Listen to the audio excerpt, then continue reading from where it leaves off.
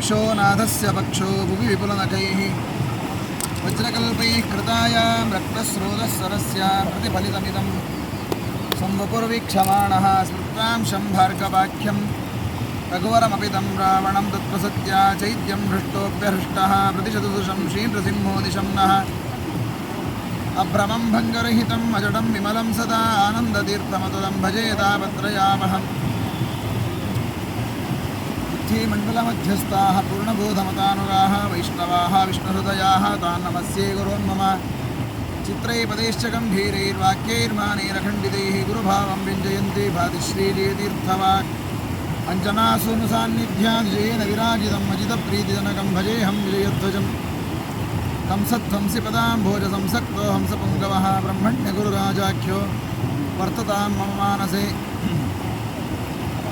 आसेतो रातुषा रात्रेः यो दिशो जितवान्मो सत्यध्यानगुरुपादेन्द्रियरविपूजितः ब्रह्मचर्यहरिप्रीतिषु विद्यावादशालिनः इष्टदान् कष्टहर्त्रयन्नः विद्यामान्यान् मुनीन् नुमः यैरहं शिशवद्बोधं प्राप्तवानस्मि पाजके काणियूरुमठाधीशान् तान् सद्विद्यागुरून् भजे जन्माद्यस्येतोन्मयादितरतश्चार्थेषु विघ्नेश्वराट् तेने ब्रह्महृदायादिकमये मुह्यन्ति यं सूरयः तेजो वारिमृदां यथा विनिमयो यत्र त्रिसर्गो मृषा धाम्ना स्वेन सदा निरस्तकुहकं सत्यं परं धीमहि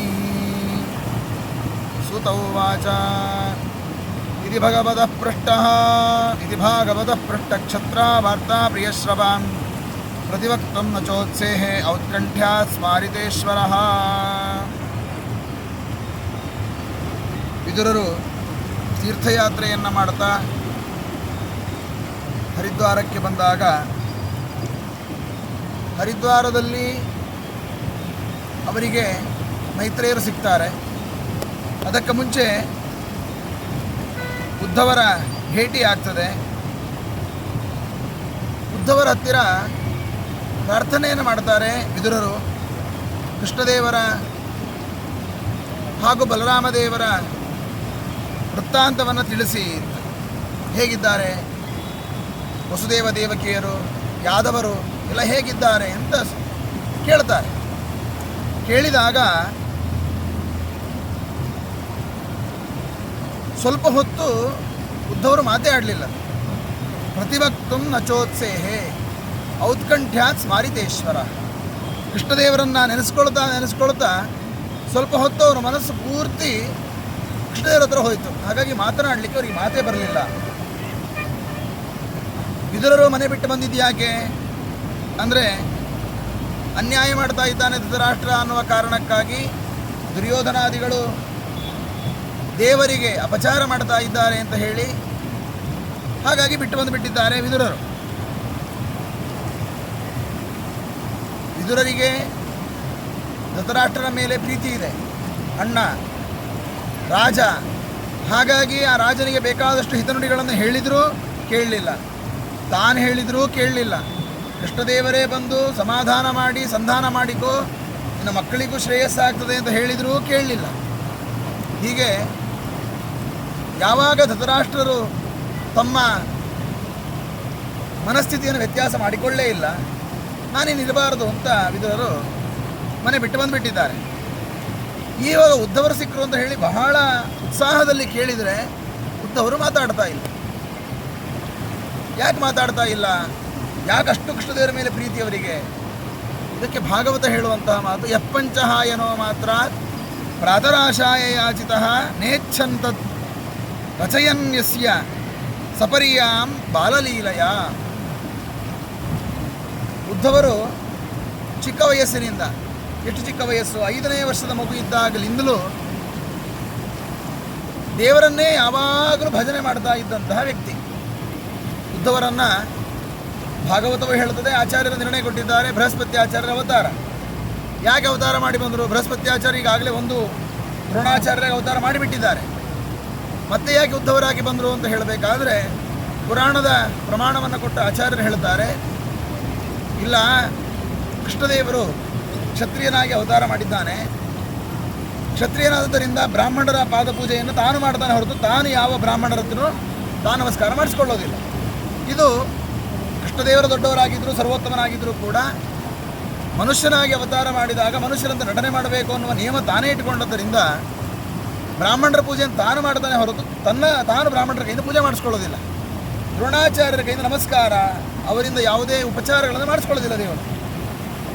ದ್ರೋಣಾಚಾರ್ಯರಾಗಿ ಬಂದಿದ್ದು ಕೃಷ್ಣದೇವರ ಸೇವೆ ಮಾಡಲಿಕ್ಕೇನೆ.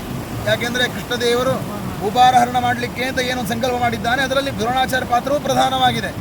ಯಾಕೆಂದರೆ ಈ ಪಾಂಡವರಿಗೆಲ್ಲ ಶಸ್ತ್ರಾಭ್ಯಾಸವನ್ನು, ಕೌರವರಿಗೆಲ್ಲ ಶಸ್ತ್ರಾಭ್ಯಾಸ ಮಾಡಿಸಿದ್ರಿಂದ ಅವರು ಯುದ್ಧ ಮಾಡಲಿಕ್ಕೆ ತಯಾರಾದರು. ಹಾಗಾಗಿ ಪ್ರಧಾನ ಪಾತ್ರ ದ್ರೋಣಾಚಾರ್ಯರಿದ್ದರೂ ಕೂಡ ಕೃಷ್ಣದೇವರ ಮುಟ್ಟಿ ಪೂಜೆ ಮಾಡುವ, ಆರಾಧನೆ ಮಾಡುವ, ನಮಸ್ಕಾರ ಮಾಡುವ, ದೈಹಿಕವಾಗಿ ಮಾಡುವ ಯಾವ ಕಾರ್ಯಕ್ಕೂ ಅವರಿಗೆ ನಿಷೇಧ ಬ್ರಾಹ್ಮಣರಾಗಿದ್ದರಿಂದ. ಅದಕ್ಕೆ ಇದು ಬೇಡ, ಎಲ್ಲ ದೇವತೆಗಳಿರುವಂತೆ ನನಗೂ ಆ ಅವಕಾಶ ಸಿಗಬೇಕು ಅಂತ ತಾನು ಉದ್ಧವರಾಗಿ ಅವತಾರ ಆದರೂ ಮಾಡಿದ್ದು. ಜಾತಾಪರೋಕ್ಷಿಗಳಾಗಿದ್ದರಿಂದ ಆರಂಭದಿಂದಲೇ ಅವರಿಗೆ ದೇವರ ಮೇಲೆ ಪ್ರೀತಿ. ಅದನ್ನು ಭಾಗವತ ಸೂಕ್ಷ್ಮವಾಗಿ ಉಲ್ಲೇಖ ಮಾಡುತ್ತದೆ. ಹೇಳಿಬಿಟ್ರೆ ಬಂತು. ಹೀಗಾಗಿ ಕೌಮಾರ ಆಚರೇತ್ ಪ್ರಾಜ್ಞ ಅಂತ ಹೇಳಿ ಪ್ರಹ್ಲಾದರಾಜರ ವಿಷಯ ಹೇಳಬೇಕಾದ್ರೆ ಭಾಗವತ ಸಣ್ಣ ವಯಸ್ಸಿನಿಂದಲೂ ಕೂಡ ದೇವರ ಮೇಲೆ ಬಹಳ ಪ್ರೀತಿ ಮಾಡಿದ್ದು ಪ್ರಹ್ಲಾದ ಅಂತ ಹೇಳಿಬಿಟ್ರು. ಅಷ್ಟೇ ಹೇಳಿದರೆ ಬರ್ತಿದ್ದಿಲ್ಲ, ಹಾಗೆ ಹೇಳೋದಿಲ್ಲ. ಪಂಚಹಾಯನೋ ಮಾತ್ರ ತ್ರಾತರಾಶಾಯ ಯಾಚಿತ. ಬೆಳಗ್ಗೆ ಅವ್ರ ತಾಯಿ ಹಸಿವೆ ಆಗ್ತದೆ ಬಾರೋ ಉದ್ಧವ ತಿನ್ಲಿಕ್ಕೆ ಕೊಡ್ತೇನೆ ಬಾ ಅಂತ ಕರೆದ್ರೆ ಇಲ್ಲ ದೇವ್ರ ಪೂಜೆ ಆಗಲಿಲ್ಲ ನಾನು ತಿನ್ನೋದಿಲ್ಲ ಅಂತ ಹೇಳ್ತಿದ್ದ. ಹಾಗಾಗಿ ನೈಚ್ಛನ್ ತದ್ ರಚಯನ್, ನೀನೇನು ಕೊಟ್ಟರು ಇಲ್ಲ ನನ್ನ ಸಪರ್ಯಾಂ ಬಾಲಲೀಲಯ. ಏನಪ್ಪ ನಿಜವಾಗ್ಲೂ ಪೂಜೆ ಮಾಡ್ತೀನಿ ನಾನು, ಇಲ್ಲ ಬಾಲಲೀಲೆ, ಸ್ನಾನ ಮಾಡ್ತಾ ಇದ್ದಿದ್ದು ಆಟ, ಆ ಆಟದಲ್ಲಿಯೂ ಕೂಡ ತಾನು ಪೂಜೆ ಮಾಡಿದ ಮೇಲೆ ತಿಂತೇನೆ, ಅದಕ್ಕಿಂತ ಮುಂಚೆ ತಿನ್ನೋದಿಲ್ಲ.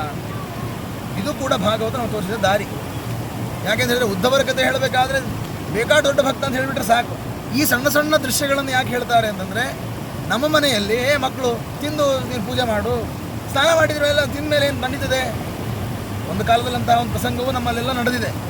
ಯಾಕೆಂದರೆ ಈಗಿನ ಜನರಲ್ಲಿ ಒಂದು ಸ್ವಲ್ಪ ಅನುಷ್ಠಾನ ಇತ್ಯಾದಿಗಳಿದೆ. ಹಿಂದಿನ ಏನೆಂದರೆ ತಿಂದು ಕೊಂಡು ಸ್ವಲ್ಪ ಹೊತ್ತು ಬಿಟ್ಟು ಸ್ನಾನ ಮಾಡಿಬಿಟ್ರೆ ಮಟ್ಟಿಗೆ ಬರ್ತದೆ.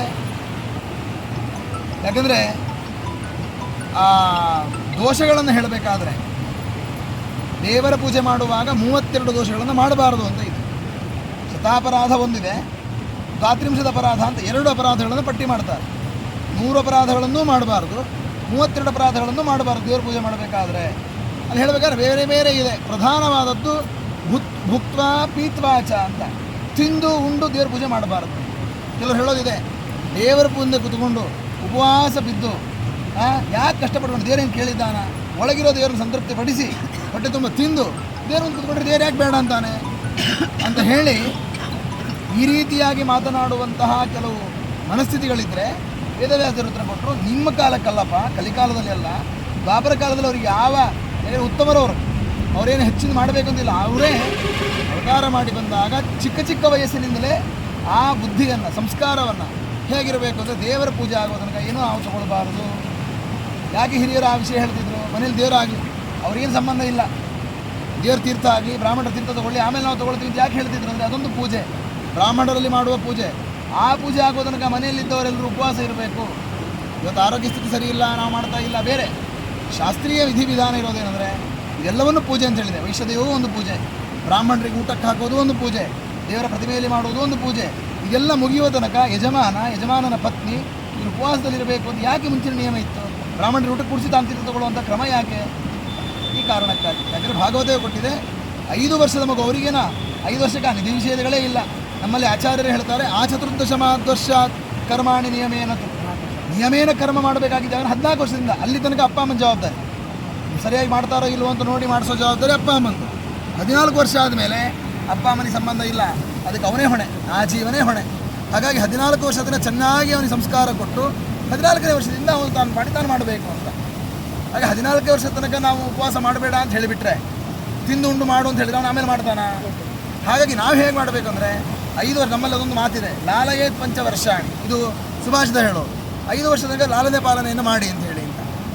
ದಶವರ್ಷಾಣಿ ತಾಡೆಯೇತ್, 16-15 ವರ್ಷದ ತನಕ ಚೆನ್ನಾಗಿ ಹೊಡಿರಿ ಅಂತ, ಅಂದರೆ ಶಿಕ್ಷಣ ಕೊಡಿ ಅಂತ. ಅದಾದ ಮೇಲೆ ಆಮೇಲೆ ಇದನ್ನು ನೀವು ಮಾಡಿ ಅಂತ ಹೇಳಿ ಅಂತ. ಹಾಗಾಗಿ ಆ ನಿಯಮವನ್ನು ಹೇಳಲಿಕ್ಕೋಸ್ಕರವಾಗಿಯೇ ಭಾಗವತ ಹೇಳಿದ್ದು. 5 ವರ್ಷದ ಮಗು ಇದ್ದಾಗಲೇ ಅಮ್ಮ ಕರೆದ್ರು, ಹಾಲು ಕುಡಿಲಿಕ್ಕೆ ಬಾ ಅಂತ ಕರೆದ್ರು, ಅಥವಾ ತಿನ್ನಲಿಕ್ಕೆ ಕೊಡ್ತೀನಿ ಬಾ ಅಂತ ಕರೆದ್ರು, ದೇವರ ಪೂಜೆ ಆಗಿಲ್ಲ ನನಗೆ ಬೇಡ ಅಂತ ಹೇಳುತ್ತಿದ್ದ. ಹೀಗೆ ಉದ್ಧವರ ಒಂದು ಸ್ವರೂಪವನ್ನು, ಅವರ ಚಿತ್ರಣವನ್ನು ಭಾಗವತ ವರ್ಣನೆ ಮಾಡಿದ್ದಾರೆ. ಇಂತಹ ಉದ್ಧವರನ್ನು ಭೇಟಿಯಾಗಿದ್ದು ವಿದುರ. ಹಾಗಾಗಿ ವಿದುರನಿಗೆ ಏನಂದರೆ ಒಂಥರ ಉತ್ಸಾಹ, ಯಾಕಂದರೆ ಬಾಲಲೀಲೆ ಬಾಲಕನಿದ್ದಾಗಲಿಂದಲೂ ದೇವರ ಮೇಲೆ ಬಹಳ ಪ್ರೀತಿ ಮಾಡಿದವನು, ಅವ್ರ ಮೇಲೆ ಕೃಷ್ಣದೇವರಿಗೆ ಬಹಳ ಪ್ರೀತಿ ಇದೆ. ಯಾಕಂದರೆ ಉದ್ಧವರನ್ನು ಮಂತ್ರಿ ಮಾಡಿಕೊಂಡಿದ್ದಾನೆ ಕೃಷ್ಣ ಪರಮಾತ್ಮ. ಹಾಗಾಗಿ ಕೃಷ್ಣದೇವರ ಬಗ್ಗೆ ತುಂಬ ಹೇಳಿಬಿಡ್ತಾರೆ ಅಂತ ಹೇಳಿ ಅಂತ ಅವರು 3/4 ತಾಸು 1-2 ನಿಮಿಷ ಅಲ್ಲ, 3/4 ತಾಸು ಸ್ವಸ್ಥ ಕೂತ್ಬಿಟ್ರು. ನಮ್ಮಲ್ಲಿ ಧ್ಯಾನ ಮಾಡಬೇಕಾದ್ರೆ ಒಂದು ಮುಹೂರ್ತಗಳಷ್ಟು ಕಾಲ ಧ್ಯಾನ ಮಾಡಬೇಕು ಅಂತ ಇದೆ. ಅರಣ್ಯಕಾಚಾರ್ಯ ಹೇಳಬೇಕಾದ್ರೆ ಆ ಮಾತನ್ನು ಹೇಳ್ತಾರೆ, ಪ್ರತಿನಿತ್ಯದಲ್ಲಿ ಬೆಳಗ್ಗೆ ಎದ್ದು ಒಂದು ಮುಹೂರ್ತಗಳ ಕಾಲ ತಾನು ಧ್ಯಾನ ಮಾಡಬೇಕು. ಏನು ಧ್ಯಾನ?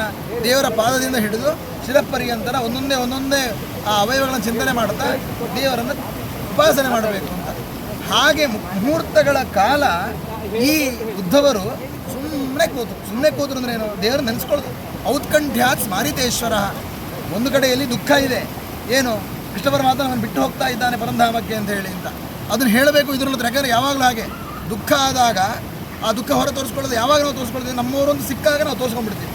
ಹಾಗೆ ಉದ್ಧವರಿಗೆ ಇದರ ಕಂಡು ಕೂಡಲೇ ಅವರಿಗೆ ಅದೆಲ್ಲ ನೆನಪಾಗ್ಬಿಡ್ತು. ಕೃಷ್ಣ ಹೋಗ್ತಾನೆ ಪರಂಧಾಮಕ್ಕೆ, ನಮ್ಮನ್ನು ಬಿಟ್ಟು ಹೋಗ್ತಾನೆ. ಇದು ಹೇಳಬೇಕಲ್ಲ ವಿದುರನಿಗೆ, ಹೇಳಲಿಕ್ಕೆ ಮನಸ್ಸು ಬಾಯಿ ಬರ್ತಾ ಇಲ್ಲ. ಅದಕ್ಕೆ ಸುಮ್ಮನೆ ಧ್ಯಾನ ಮಾಡಿ ಅದಷ್ಟು ಸಮಾಧಾನ ಆದ ಮೇಲೆ ಒಂದೊಂದೇ ಮಾತನಾಡ್ತಾ ಇದ್ದಾರೆ. ಇಲ್ಲ, ನೀನು ಅಂದುಕೊಂಡಂತೆ ವ್ಯವಸ್ಥೆ ಇಲ್ಲ, ಈಗ ಕೆಲಸ ಮುಗಿದಿದೆ, ಭೂಭಾರ ಹರಣ ಆಗಿದೆ. ಯಾಕಂದರೆ ಈ ಯುದ್ಧ ಆಗುವಾಗ ಪ್ರತಿಯೊಂದು ವಿಷಯಗಳು ತಿಳ್ಕೊಳ್ತಾ ಇದ್ರು ವಿದುರರು ಅಂತ.